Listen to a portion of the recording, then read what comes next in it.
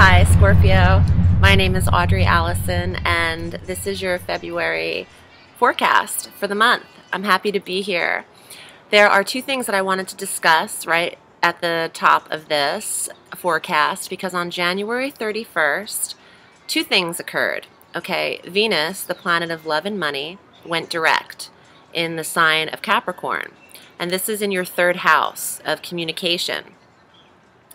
And what this means is that Venus, the planet of love and money, is now direct in this third house of communication and expression and how you're coming across to others. So you could be finding that you're able to express your love or your feelings more easily to other people, or writing about them or speaking about them, and even local travel regarding love and money on the job even could be better for you now that Venus is direct.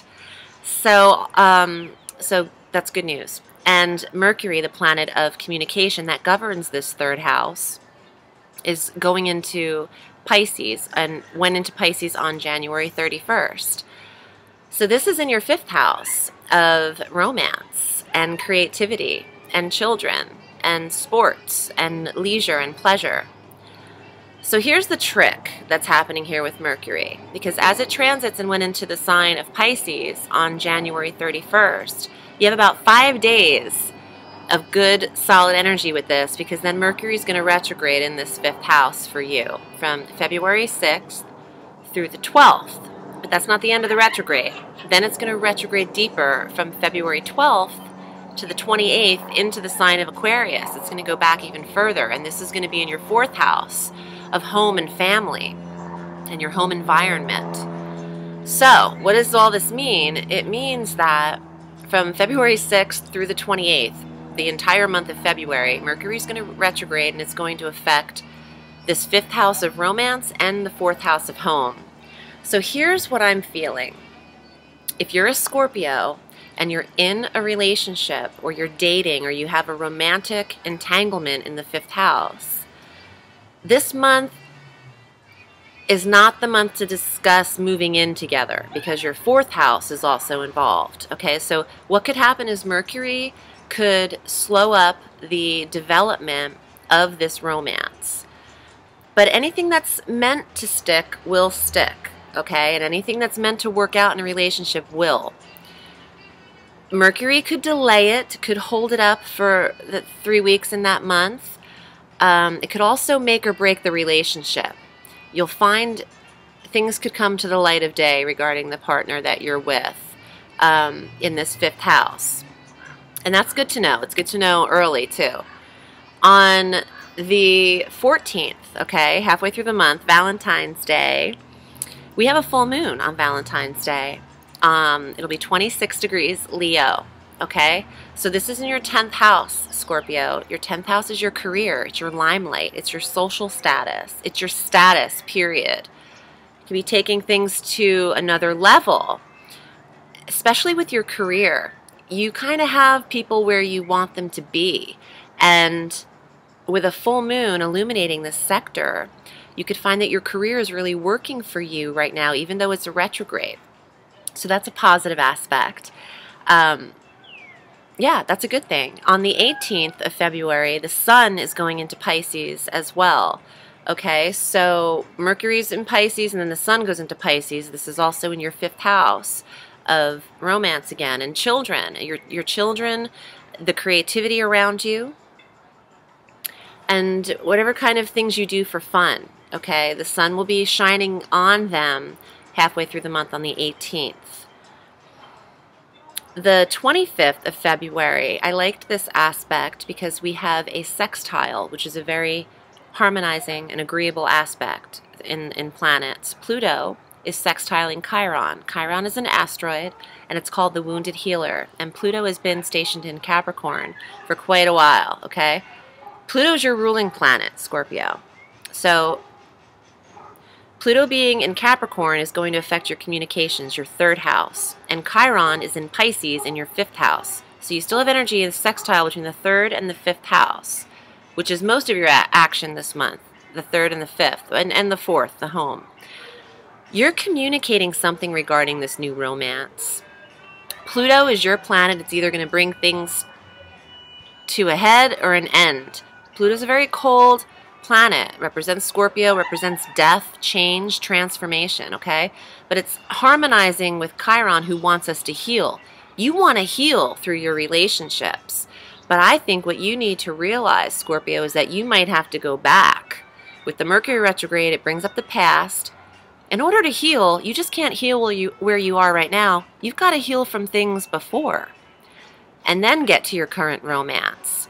I feel like Scorpios go through romances like crazy, okay? You want to be careful of the energies that you're putting out in this 5th house of meeting people and the chemistry and the romance. It could happen very quick for you, but then it dissipates just as quickly. You have to heal these past experiences, whether that means heal them through yourself or heal them through the people that they related to. But it's important because you're not going to manifest the dream relationship until all of that has happened. And if you are in a relationship that's actually healthy and a committed relationship, well, that's huge for a Scorpio, and more power to you. But since your 5th house is affected a lot with the Mercury retrograde and with the planets transiting all of that area, it'd be really good to take a look at how you're meeting people very quickly and how you fall head over heels and then it just goes away, okay?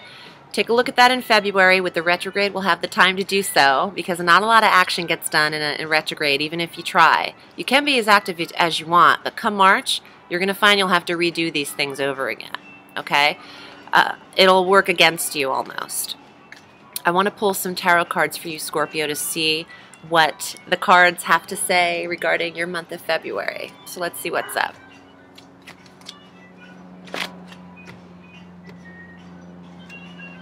Oh, okay, so this is the 10 of Cups. The connectedness, the heart, the internet even, the still, the working still of how we connect with people. How 2 souls of fire could connect with one another. This is an alchemical deck, okay, so it's advanced. In the definitions of the cards, it actually does say the internet for this card.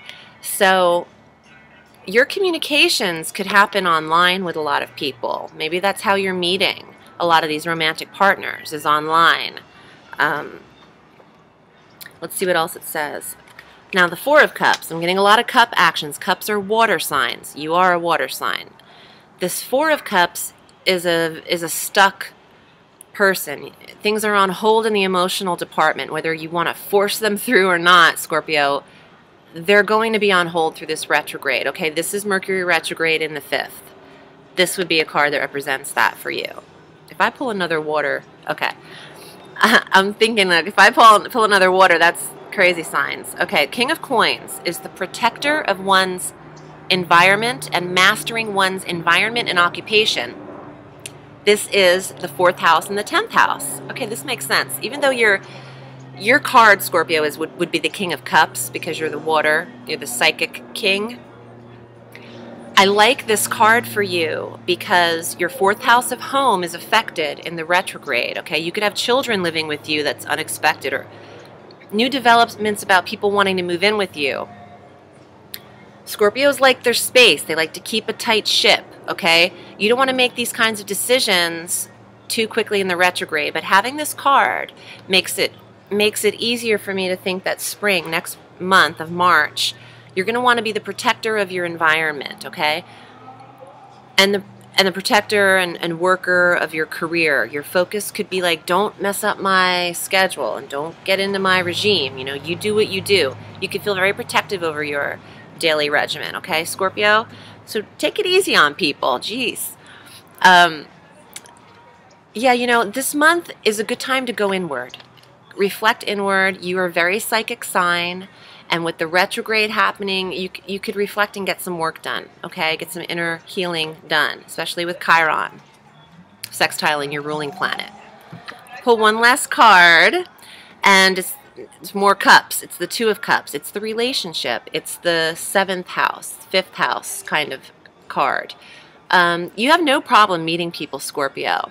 You just have to decide which ones you're going to keep, because pulling this reverse, pulling this upside down means that your relationships start quickly and then they dissipate just as quick.